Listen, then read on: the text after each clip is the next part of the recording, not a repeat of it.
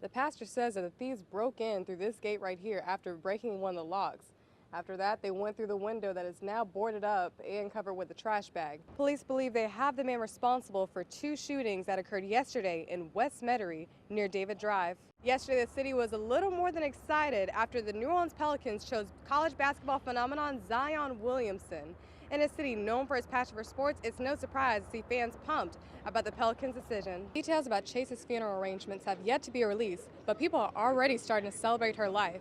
Behind me, a second line is supposed to happen, celebrating her life and legacy. New Orleans is host to more than hundreds of festivals every year. With each festival, concert, or big event, police are standing by watching for drunk drivers.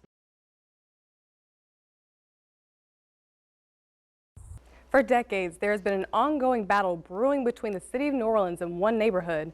Families say they are stuck living in toxic conditions. I visited some of the neighbors who say the city can't keep ignoring their cries for help. On the surface, Gordon Plaza looks like an average neighborhood. Houses next to each other, well-cut yards. But what you can't see is that the soil underneath these houses is, neighbors say, full of toxins. There's 150 contaminants down in the ground, and we do know that 49 of them are cancer-causing. The houses were built on top of what used to be the dumping site for Hurricane Betsy. It was also the city's landfill for 5 decades. People were finding out that they had all kinds of different materials and bottles and trash in the soil. Because of this, Amar, along with dozens of families, are asking that the mayor pay for them to be relocated. Move us off of this toxic land into a clean and safe environment. With the unlikelihood of Gordon Plaza houses selling and increased prices on houses in the city, it's not easy for the residents to just up and leave. The taxes on my house, on our houses, are so low until it will make you cry if I told you what it was. Marilyn says that the relocation is long overdue. However, she says that the neighborhood won't be giving up anytime soon. We've been doing it for over 25 years, and we're going to continue until something is done, until we are given a fully funded relocation.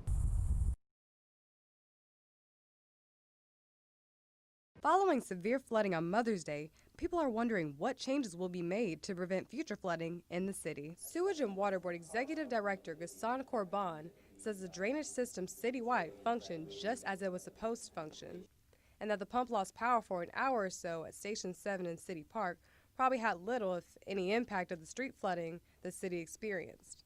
The flip side of that, Corbin says the city of New Orleans, really any city anywhere, is always going to face rain events that overpower the pumping system. What happened Sunday is that you had about an 8-inch storm in places where it just overwhelmed the system. And I can assure you, having experienced flooding in Milwaukee, where we've had 700-year storms, any system will be overwhelmed at one point. In New Orleans, the system can handle an inch of rain in the first hour, a half inch of rain every hour after that. Needless to say, the city got that and more this weekend. Corbin says that the biggest challenge that the Sewage and Water Board is facing is funding, finding the money necessary to upgrade a system that is called ancient and aging. A long-term master plan is being developed as we speak to upgrade the system and pay for it. After a hit and run that happened right here at this intersection, a New Orleans crew decided to step in and help the victim out with his medical expenses. David Rudd was hit by a truck in Uptown on Sunday afternoon. Now he's on a long road to recovery. It's constant headaches, and I have a little bit of vision problem in my right eye. I'm not hearing very well, and I can't really smell or taste anything. Every year, the crew of Krampus Bywater hosts a pub crawl. This year, the proceeds will go towards Rudd's medical expenses. This year we thought, why don't we dedicate this one to Dave and have all the funds that come in through the raffle and things like that go directly to Dave. Despite many injuries, including loss of feeling in his left hand, Rudd continues to have a positive attitude. I'm just happy to be outside. No, I'm alive, and that's all that matters. I'm gonna get better eventually. Reporting for WDSU, I'm Alexandria Rayford.